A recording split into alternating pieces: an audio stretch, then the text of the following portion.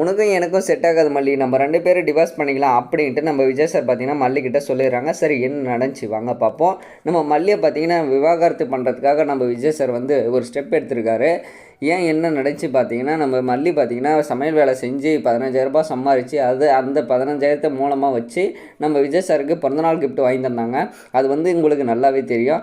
ஆனால் அதுதாங்க இங்கே பிரச்சனை. இப்போ வந்து மல்லி வந்து விஜய் சாரை கேட்காம போனதான் அங்கே மிகப்பெரிய தப்பு அப்படின்னு சொல்லிட்டு விஜய் சார் வந்து ஒத்த காலில் நின்று மல்லியை வந்து எப்படியாச்சும் டிவோர்ஸ் பண்ணிடணும் அப்படின்னு சொல்லிட்டு நினச்சிட்டு இருக்காரு. அடுத்தது என்ன நடக்குது பார்த்தீங்கன்னா, நம்ம மல்லி வந்து ரொம்பவும் வருத்தப்படுறாங்க, ரொம்பவும் கஷ்டப்படுறாங்க. நான் பண்ணது தப்பு தான், மன்னிச்சுக்காங்க, இனிமேல் தப்பு பண்ண மாட்டேன் அப்படின்னு சொல்லிட்டு மல்லி வந்து காலில் விழாத குறைய பேசுகிறாங்க. ஆனால் அப்பயும் நம்ம விஜய் சார் வந்து ஏற்றுக்க மாட்டாரு.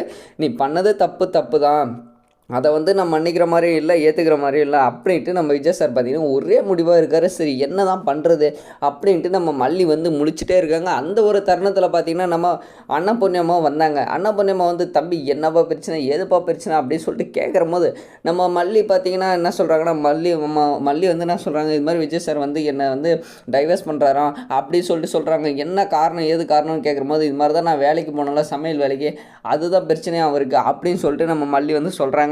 உடனே நம்ம அன்னபூர்ணியம்மா வந்து என்ன சொல்கிறாங்கன்னா, தம்பி நான் தான்ப்பா அந்த வேலையை வந்து நம்ம மல்லிக்கு வந்து வாங்கி கொடுத்தேன், அந்த டெண்டரே வந்து என் கையில் தான் வந்துச்சு, சரி மல்லி வந்து கஷ்டப்பட்டு இருக்கா அப்படின்னு சொல்லிட்டு நான் தான் வாங்கி கொடுத்தேன், நீ மல்லியை திட்டுறது பதிலாக என்ன திட்டுப்பா, நான் தான் அதுக்கு முக்கிய காரணம் அப்படின்னு சொல்லிட்டு நம்ம அன்னபூர்ணியம்மா வந்து சொல்லிடுறாங்க.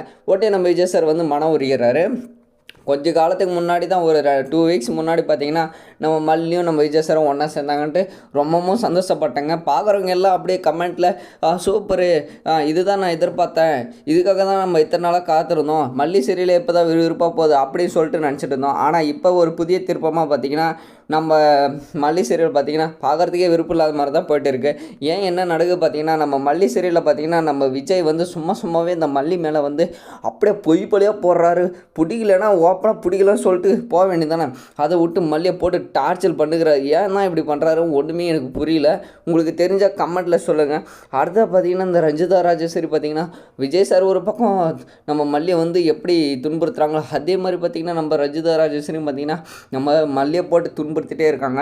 மல்லி வந்து ஒரே ஒரு பொன்பலை தான், ஒரே ஒரு பெண்மணி தான். ஆனால் அந்த விஜயும் இந்த ரஞ்சிதா ராஜேஸ்வரி இவங்க மொத்தம் 3 பேர் சேர்ந்து ஒருத்தரை எப்படி துன்புறுத்தினா நல்லாவே இருக்குது, நல்லாவே இல்லை தானே. அதுதாங்க நம்ம மல்லியால் தாங்க முடியல. எல்லோரும் சேர்ந்து என்னவே துன்புறுத்துறாங்களே, என்னவே கஷ்டப்படுத்துகிறாங்களே, என் மனசை வந்து யாரும் புரிஞ்சுக்க பண்ணுறாங்களே, நான் அப்படி என்ன தான் பண்ணேன், நான் மட்டும் அப்படி என்ன வர வாங்கிட்டு வந்தேன் அப்படின்ட்டு நம்ம மல்லி வந்து ரொம்பவும் கஷ்டப்படுறாங்க, ரொம்பவும் வருத்தப்படுறாங்க. சரி போனதெல்லாம் போச்சு, ஆனதெல்லாம் ஆச்சு, இனிமேல் என்ன பண்ணலாம் அப்படின்ட்டு நம்ம மல்லி பார்த்திங்கன்னா ஒரு மாஸ்டர் பிளான் போடுறாங்க. இப்போ வந்து என்ன பண்ணுறாங்கன்னா, நம்ம விஜய் வந்து எப்படியாச்சும் மயக்கணும், நம்ம விஜய்க்கு முன்னாடி வந்து கெத்தாக காட்டணும், ரஞ்சிதா ராஜேஸ்வரி மூஞ்சிலாம் கறியை பூசி விஜய் முன்னாடி அப்படி கேவலமாக படுத்தி காட்டுறேன், நான் யார் உங்களுக்கு காட்டுறேன், நான் I am a revenge, I am a back, I am a டெவில்னு சொல்லிட்டு நம்ம மல்லி ஒரு ஸ்டெப் எடுக்க ஒரு துணிவோடு அப்படியே பேசுகிறாங்க. இப்போ தான் நம்மளுக்கு நம்ம மல்லியோட சுய ரூபமே தெரிய வரப்போகுது. இனிமேல் தாங்க சீரியலே சுவாரஸ்யமாக பார்ப்போது. அதை மறக்காமல் பார்க்கணுன்னா நம்ம சேனலை சப்ஸ்கிரைப் பண்ணிக்கோங்க.